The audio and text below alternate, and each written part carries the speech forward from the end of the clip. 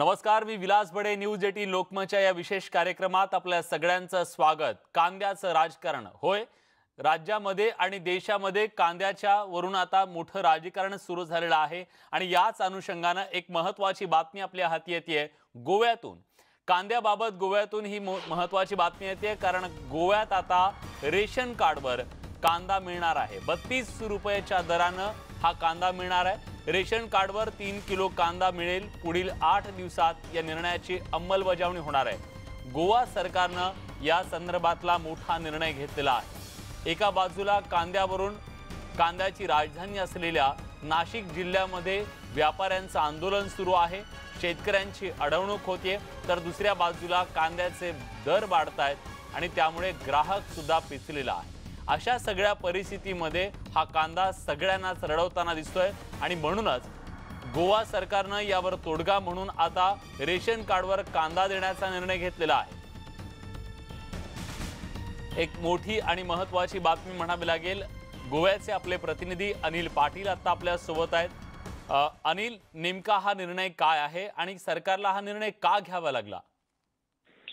विलास, आपल्याला माहिती असेल गेल्या अनेक दिवसांपासून कांद्याचे दर हळूहळू असून असं नका पण वाढत गेले. साधारणपणे 60 रुपये किलो कांदा मिळत होता पाठीमागच्या आठवड्यामध्ये आणि आज त्याचे दर 120 रुपये किलो आहेत. आज गोव्यामध्ये 120 रुपये किलो कांदा खुल्या बाजारामध्ये मिळतो आणि हे जे दर आहेत हे सर्वसामान्य माणसाला परवडत नाहीत.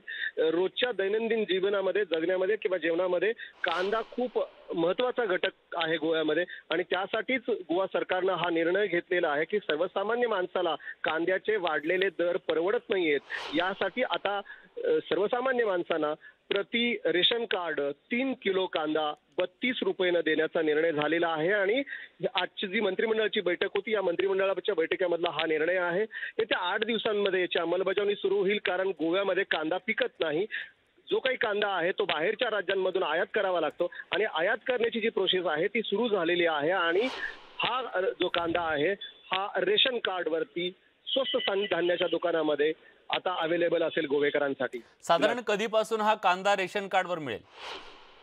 साधारणपणे 8 दिवसाचा अवधी दिलेला आहे कारण कांदा आयात करावा लागेल कारण गोव्यामध्ये कुठल्याच प्रकारचा कांदा तयार होत नाही किंवा तो उपलब्ध नसतो. त्यामुळे इतर राज्यांमधून सर्वात महत्त्वाची जी बाजारपेठ आहे ते महाराष्ट्र आहे आणि महाराष्ट्रामधून कांदा आयात करावा लागणार आहे आणि या आयातीसाठी सरकारनं पुढच्या 4 दिवसाचे प्रयत्न सुरू केलेले आहेत. पुढच्या 4 दिवसांमधून कांदा गोव्यात येईलच पण त्या सरकारनं सांगितलेलं आहे की साधारणपणे 8 दिवसात कांदा हा अवेलेबल होईल.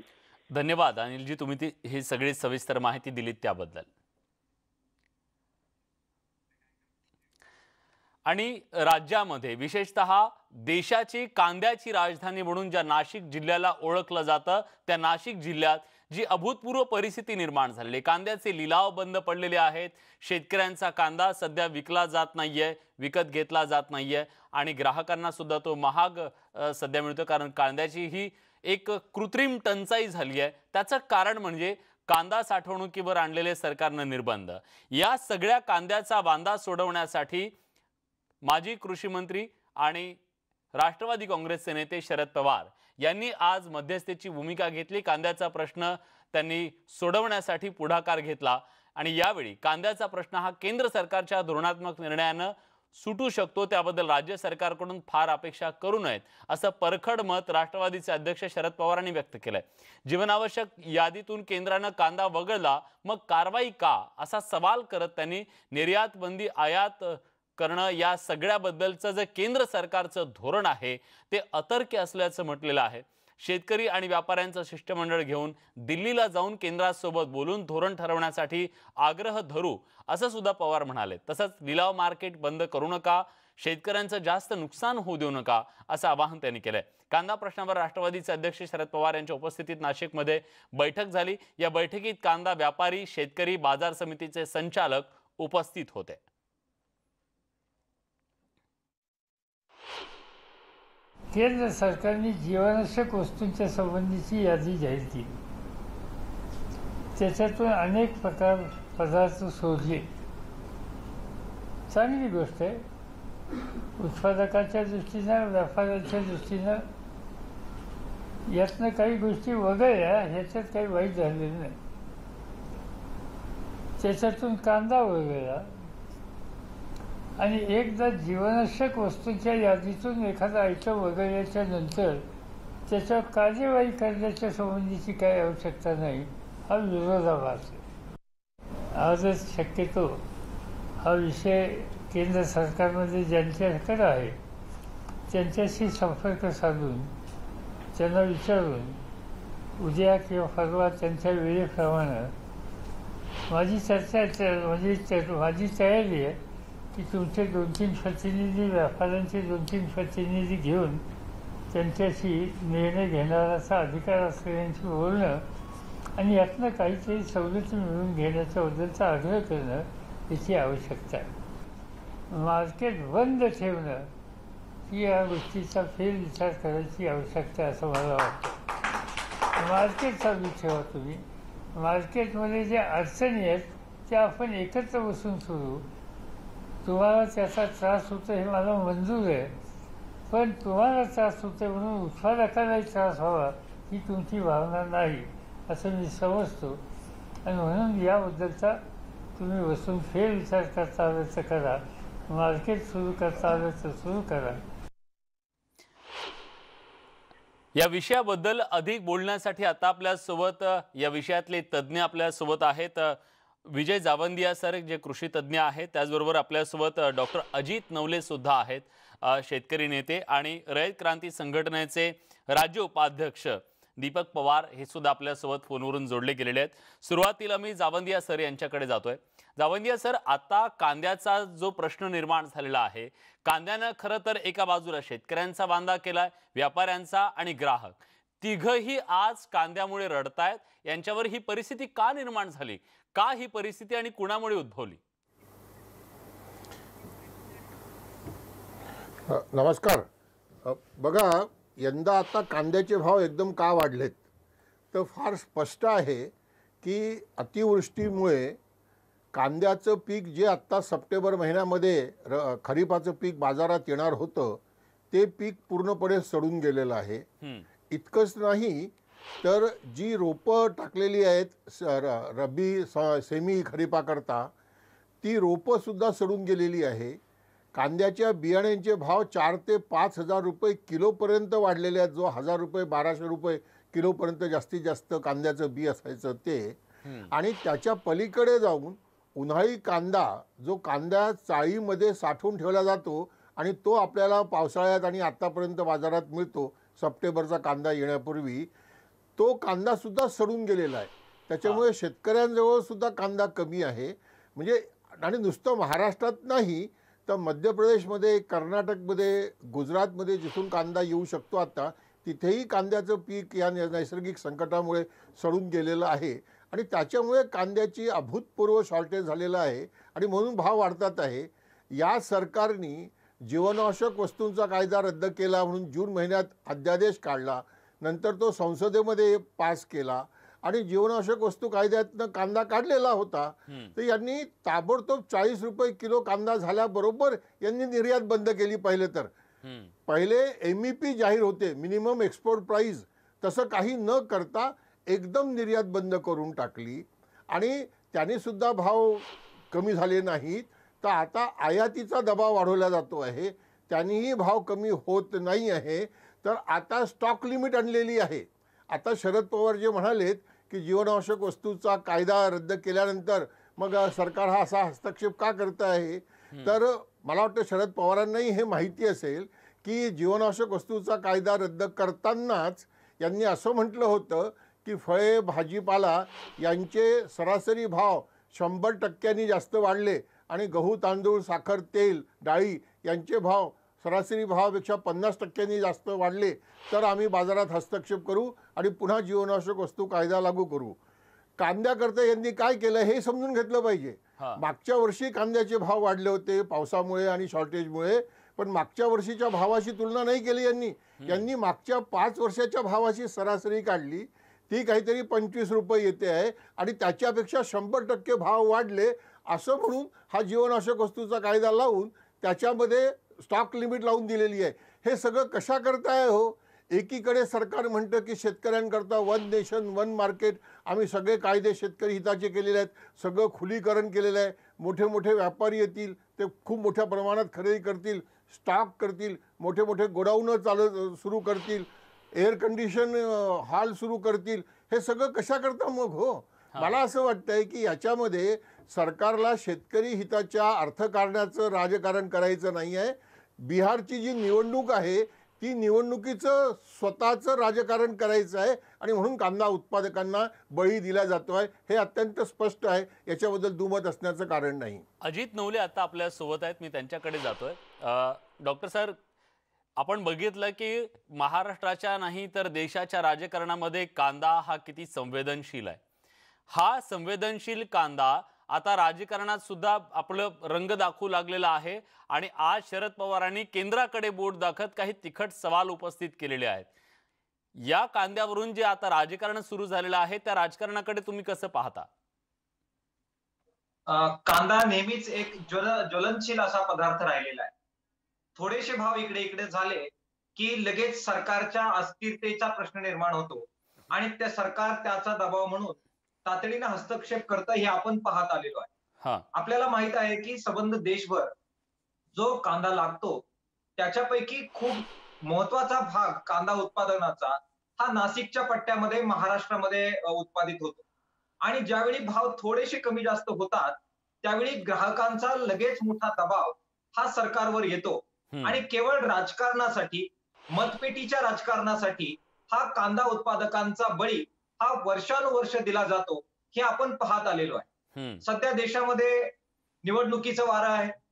सरकारला, विशेषतः केंद्र सरकारमध्ये सामील असणाऱ्या पक्षांना बिहारची निवडणूक ही शेतकऱ्यांच्या हितापेक्षा जास्त महत्वाची वाटते आहे आणि म्हणून आपण बघा की स्वतःच कायदा केला, स्वतःच त्याचं क्रेडिट घेतलं, शेतकऱ्यांच्या हातातल्या बेड्या आम्ही तोडतो आहोत अशा प्रकारच्या गर्जना केल्या, प्रचंड चर्चा देशभर घडवून आणली.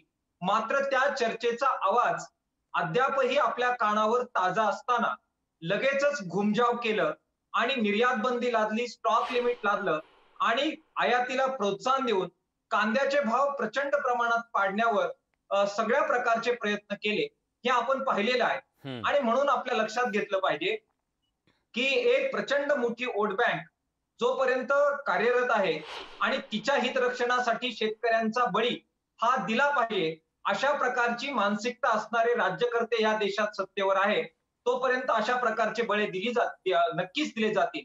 आणि म्हणून अत्यंत नम्रपणाने परंतु ठामपणाने मागणी ही आपण सर्वांनी करायला पाहिजे की बोले तैसा चाले त्याची वंदावी पावले, अशी ही भूमी आहे. तुम्ही बोललात की यापुढे शेतकऱ्यांच्या कांद्याबाबत आम्ही हस्तक्षेप करणार नाही, थोडाफार भाव वाढेल, कधी कमी होईल, परंतु त्यामुळे शेतकऱ्यांचं नुकसान होणार नाही, ही कमिटमेंट आमची असेल, अशा प्रकारचं वक्तव्य माननीय नरेंद्र मोदी आणि त्यांच्या सगळ्या सरकारने केलेलं होतं. ते पाळून दाखवण्याची आता वेळ आहे आणि म्हणून शरद पवार साहेबांचं अभिनंदन आहे की त्यांनी बरोबर अचूक मुद्दा उपस्थित केलाय. केंद्र सरकारला निशाणा बनवण्याची आवश्यकता होतीच, ती त्यांनी बनवलेली आहे. सरकारने, विशेषतः केंद्र सरकारने आता निवडणुकांच्या राजकारणाच्या पलीकडे शेतकऱ्यांचं हित महत्वाचं आहे हे पाहावं, तातडीनं स्टॉक लिमिट उठवावं, व्यापाऱ्यांच्या अडचणी आहेत त्या तातडीनं दूर कराव्यात आणि शेतकऱ्यांना 2 रुपये जर मिळत असतील तर ते मिळवून देण्याचा मार्ग हा मोकळा करावा, अशा प्रकारची मागणी आपण सगळ्यांनी एकमुखानं करण्याची ही वेळ आहे असं मला वाटतं. केंद्र सरकारने याची दखल घ्यावी. बघूया की केंद्र सरकार आता या सगळ्याबद्दल नेमका काय निर्णय घेते. पण आता आपल्यासोबत दीपक पवार आहेत, रयत क्रांती संघटनेचे राज्य उपाध्यक्ष. दीपक जी, जी भूमिका आता शरद पवार यांनी मांडलेली आहे, एका बाजूला ते म्हणतात की केंद्र या सगळ्याला जबाबदार आहे, केंद्राने याच्याबद्दलचा निर्णय घेणं गरजेचं आहे, व्यापाऱ्यांच्या अडचणी आहेत. पण आता गोव्यामध्ये राज्य सरकार तिथं ग्राहकांना रेशन कार्डवर कांदा देणार आहे. मग आज ग्राहकांसाठी समोर येणारं हे राज्य सरकार असेल किंवा स्थानिक सरकार असेल तिथलं, अशा वेळी जेव्हा कांद्याचे भाव कोसळतात, कांदा फेकून द्यावा लागतो, तेव्हा त्यांना मदतीचा हात देण्यासाठी तत्परपणे पुढे का येत नाहीत ही माणसं? का असं होत नाही शेतकऱ्यांच्या बद्दल जे ग्राहकांबद्दल होताना दिसतंय? आज IBN लोकमतने जो कांद्याचा कार्यक्रम ठेवला याबद्दल मी IBN लोकमतचे आणि नाशिक जिल्ह्याच्या सर्व तमाम शेतकऱ्यांकडून नक्कीच आभार मानेल. कारण गेल्या इतक्या वर्षापासून कांदा म्हणजे जेव्हा माननीय शरद जोशी साहेब उद्याचं रडगाणं चालू आहे, बातम्या त्याच आहेत, फक्त नावं बदललेले आहेत.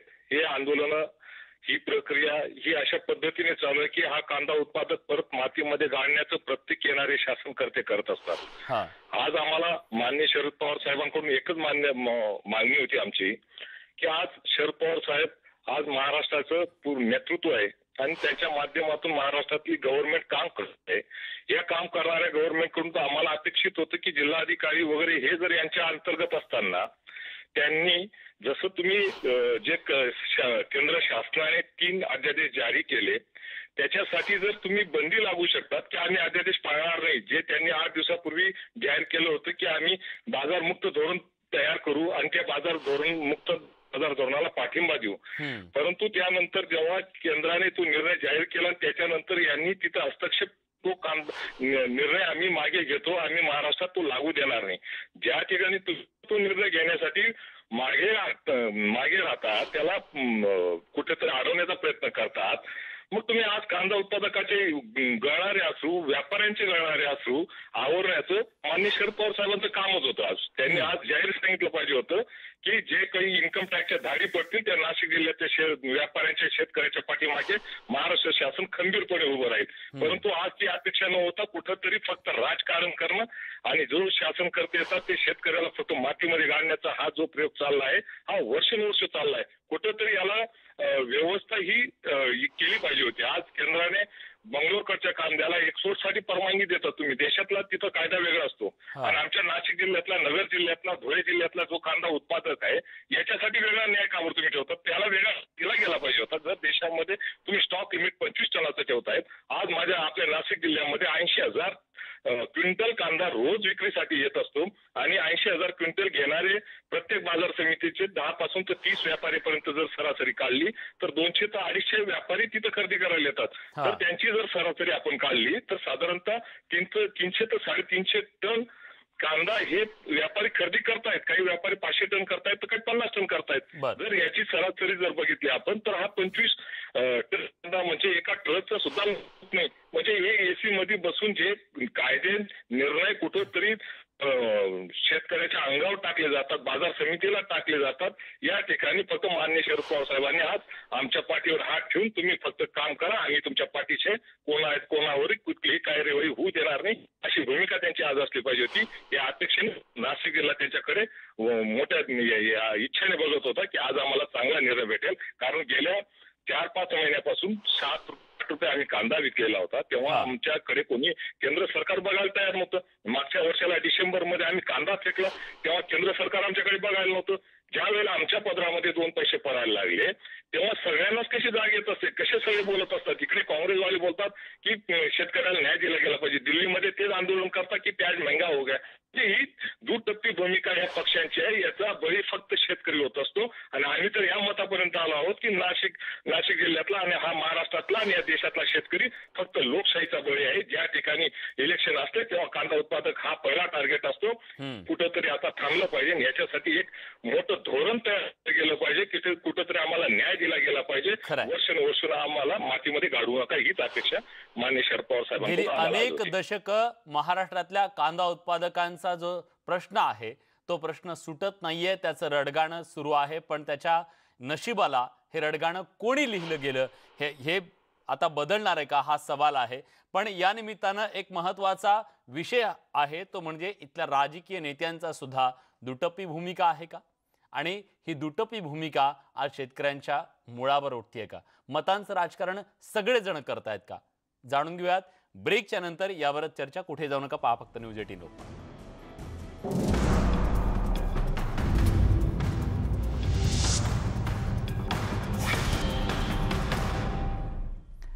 ब्रेक नंतर तुमचं पुन्हा एकदा स्वागत. एकीकडे कांद्याला चांगला भाव मिळत असल्यानं कांदा उत्पादक शेतकरी सुखावला, मात्र तो आनंद फार काळ टिकला नाहीये. कारण कांद्याच्या साठवणुकीला बंदी आणल्यानं कांद्याचे दर कोसळले, त्यामुळे शेतकरी हवालदिल झालाय. त्यांच्याशी बातचीत केली आमचे प्रतिनिधी सागर सुरवसे यांनी.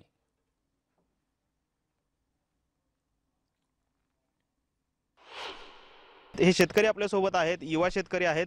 मला सांगा, काय नक्की कांद्याचं गणित आहे आत्ताच्या घडीला? काय वाटतं एकंदरीत ह्या सगळ्या परिस्थितीकडे पाहून? आत्ताच्या घडीला असं परिस्थिती होती, बाजारात गेलं तर कांदा हा नवीन कांदा 2500 ते 2600 रुपये क्विंटल आहे आणि उन्हाळी कांदा 4,500 ते 5,500 सरासरी जातात आहे. तरी शहरी भागामध्ये हाच कांदा 90 ते 100 रुपये किलो कांदा भेटत आहे. तरी त्याच्यामुळे असं झालेलं आहे की सरकार मधल्या काळात भाव वाढलेले असताना सरकारनं निर्यात बंदी केली. त्या निर्यात बंदी केल्यामुळं निर्यात बंदी केल्या कांद्याचे भाव हे 2 ते 3 हजारने रिवर्स आलं. व तसेच कालच्या परवाचा जो निर्णय झाला स्टॉक लिमिटचा, व्यापाऱ्यावर 25 टनाची जी काही लिमिटची मर्यादा होती, त्या लिमिटमुळे अजून व्यापारी कांदा भरण्याचे झाले. त्याच्यामुळे बाजार समिती बंद आणि आमच्याकडे जो कांदा आहे तो अजून आता सडू लागलेला आहे. तुमची काय परिस्थिती आहे कांद्याची? तुम्ही किती एकर पेरलाय कांदा आणि काय त्यातनं अपेक्षित आहे उत्पन्न तुम्हाला? मी कांदा 2 एकर पेरला. त्याला खर्च झाला आहे 70-80 हजार आणि त्यातून आता पावसाने वातावरणामुळे ही खर्चसुद्धा निघायची ना अशी परिस्थिती आहे. आणि इथं बाजारात तर बाहेर कांदा 80-90 रुपये किलो आहे आणि जातोय तिथं आता सध्या नवीन कांदा आणलेला 2,500 पर्यंत. आणि सरकारच्या भूमिकेबद्दल काय वाटतंय? कांदा निर्यात बंदी असेल, त्यानंतर आता कांद्याची साठवणुकीवर निर्बंध आलेले आहेत, तुम्हाला कसा फटका बसतोय? मध्ये भाव वाढले त्यामुळे निर्यात बंदी केली. निर्यात बंदी केल्यामुळे भावात घसरण झालेली दिसत आहे. पण शेतकऱ्यांच्या भावामध्ये घसरण झाली. किरकोळ बाजारात बाहेर सर्वसामान्यांना महागच. सर्वसामान्यांना हाच कांदा 80-90-100च्या घरात गेला आणि शेतकऱ्यांना याचा काही उपयोग होणारच नाही. एकर कांदा पेरलो, त्यात पहिल्यापासून कांद्यावर इग्नर रोग पण असं वाकड्या म्हणून एक नवीन रोग निघाला, त्यात गेलं निम्म. तरी त्यात 1.5 एकर कशी बेशी लावून केलो. आता सध्या आहे तर पूर्ण पिवळा पडला कांदा. जेवढा तर चालू मार्केट धरलं तर मला 5-7 हजार रुपये पदरने द्यावं लागणार. मोल मजुरी, खतं, औषधं, कष्ट, पाणी ह्याचं तर धरलं तर 7 ते 8 हजार मी लॉसमध्ये आहे चालूच्या ह्याच्यात धरलं. इतकं म्हणजे कांद्याची परिस्थिती बेकार आहे. ची स्थिती जर आपण पाहाल, आपल्या देशामध्ये, आपल्या राज्यामध्ये आज कोरोनासारखं महासंकट आलेलं आहे. त्याच्यानंतर हा ओला दुष्काळ आलेला आहे. त्याच्यानंतर त्यातूनही आपले जे काही शेतकरी वाचलेले आहेत, ज्यांची पिकं गेलेले आहेत, काही जणांचे कांद्या गेले, बाकीचे फळबागा वगैरे जे, त्यातूनही जरी कांदा हा पीक राहिलेला आहे, त्यात आज रोगराई खूप आहे. त्याच्यानंतर सुद्धा आपण शेतकरी खूप खर्च करून, अफाट मेहनत करून सुद्धा आज ज्या वेळेस कांदा बाजारात नेतो त्यावेळेस अशी कंडिशन येते की शेतकऱ्याच्या कोणत्याच शेतमालाला भाव नाही आहे. कांद्याला हमी भाव मिळावा. त्याचबरोबर सर्वात महत्त्वाचा प्रश्न असा आहे की या ठिकाणी कांद्याला शेतकऱ्याला कमी भाव मिळतो आणि सर्वसामान्य नागरिकांकडून जास्त पैसे आकारले जातात. त्यामुळे मधला मलिदा जो आहे तो पर्यायाने व्यापारीच या ठिकाणी मारताना पाहायला मिळतो. व्हिडिओ जर्नलिस्ट अनिल कांबळेसह सागर सुरवसे, न्यूज 18 लोकमत, सोलापूर. एक छोटासा ब्रेक घेतोय, लगेच परत येतोय. कुठे जाऊ नका, पहा फक्त न्यूज 18 लोकमत.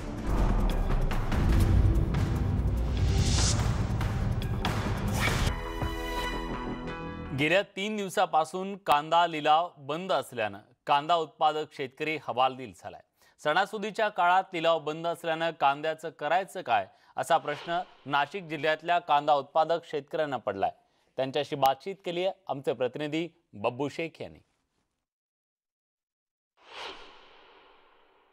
केंद्र शासनाने कांदा साठवणुकीवर मर्यादा घातल्यानंतर गेल्या 3 दिवसापासून नाशिक जिल्ह्यातील सर्व बाजार समित्या बंद आहे.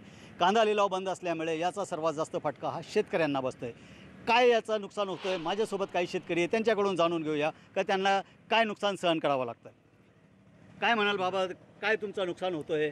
कांदा सडून राहिला ना, त्याच्यामुळे नुकसानच होऊन राहिलं. हो, तुम्हाला काय वाटतं हे जे धोरण आहे शासनाचं, याविषयी तुमचं काय मत आहे? शासनाचं केंद्र सरकारबरोबर राज्य सरकारचा सुद्धा तेवढाच दोष आहे. इतर कायदे राज्यामध्ये अंमलामध्ये आणायचे की नाही राज्य सरकार ठरवतं. मग ज्या पद्धतीनं केंद्राने एखादा अन्यायकारक निर्णय घेतलेला असेल त्यामध्ये राज्यानं तो अंमलात आणायचा की नाही हे राज्याने ठरवायचं आहे. याच्यामुळे अशी परिस्थिती आहे, माझा 400 क्विंटल माल होता. 4 वेळेस चाळणी करून त्याचा आता फक्त 100 क्विंटल शिल्लक राहिला. दिवाळीपर्यंत जर चालू मार्केट नाही झालं तर तो मालसुद्धा जाऊ शकतो. आम्ही दिवाळी करू शकत नाही. तर त्याच्यामुळे ह्या सरकारने तात्काळ मार्केट चालू करावा. आणि आमचा माल आज 40 चढतोय की मार्केट बंद असल्यामुळे 40 पडून राहिलेलं आहे. त्या पद्धतीनं व्यापाऱ्याचा माल त्यांच्या कळ्यावर पडेल का? तो माल त्यांचा तर विकलाच जाऊ राहिला. मग असं का? या सरकारने मार्केट त्वरित चालू करावा आणि आम्हाला दिवाळी सुखानं खाऊ द्यावा असं माझं म्हणणं आहे. ज्यावेळेस जास्तीत जास्त दिवस मार्केट बंद राहील त्यावेळेस एकाएकी मार्केटमध्ये आवक येईल आणि ती आवक आल्यानंतर बाजारभाव पडतील, त्याचप्रमाणे शेतकऱ्यांचा मालही खराब होईल. त्यावेळेस ज्यावेळेस व्यापारी आडेलतट्टू धोरण करीत असतील किंवा सरकारची काही चूक असेल तर सरकारने त्याविषयी जनतेविषयी आणि शासनाविषयी शेतकऱ्यांविषयी दोन्हीविषयी एक तोडगा काढून स्वतः मार्केट कमिटी त्याचनंतर नाफेड किंवा तत्सम फेडरेशन ज्या संस्था आहे यांनी स्वतः खरेदी करावी आणि ग्राहकांची बी आणि शेतकऱ्यांचं हित जाणून शेतकऱ्याला योग्य तो न्याय द्यावा की जेणेकरून शेतकरी आणि भराडला जाणार नाही. याच्यामध्ये मला असं वाटतंय की मी कांदा बियाण्यापासून जर विचार केला तर आज 5,000 रुपये किलो कांदा बियाणं म्हणजे कंपन्यांना 5.5 लाख रुपये क्विंटल पडतं आहे आणि शेतकऱ्यांना 2,000-2,500 रुपये कांदा पडतो आहे. यामध्ये सरकारचं पूर्ण हे चुकीचा निर्णय हा म्हणजे धोरण आहे. काय करायला पाहिजे आता? बाजार समित्या बंद आहे त्याच्यामुळे काय तुमच्या लवकरात लवकर बाजार समित्या चालू करून शेतकऱ्यांना न्याय दिला पाहिजे असं माझं म्हणणं आहे. एकूणच सर्वच शेतकऱ्यांचं म्हणणं आहे का तातडीने बाजार समित्या सुरू झाल्या तरच त्यांचा जो चांदा काळीत सडले माल आहे तो विकला जाईल. बाजार समित्यांकडून अडवणूक होतीये का? कारण आता शेतकरी म्हणतोय की बाजार समित्या लवकरात लवकर उघडल्या जाव्यात आणि लिलाव प्रक्रिया सुरू करण्यात यावी. उद्यापासून हे बाजार लिलाव सुरू होतील अशी आशा व्यक्त केली जाते. एक छोटासा ब्रेक आपण घेतोय, कुठे जाऊ नका, पहा फक्त न्यूज 18 लोकमत. पैसे किती मिळेल ते शेतकऱ्याला वाटतंच वाढावं, भाव जास्त मिळावा. 200 रुपये 2.5 किलो मागे कांदे परवडत नाही, लोकांना पण परवडत नाही ना आणि आम्हाला पण परवडत नाही. जास्त दर वाढले की आमचं सेल कमी होतोय ना.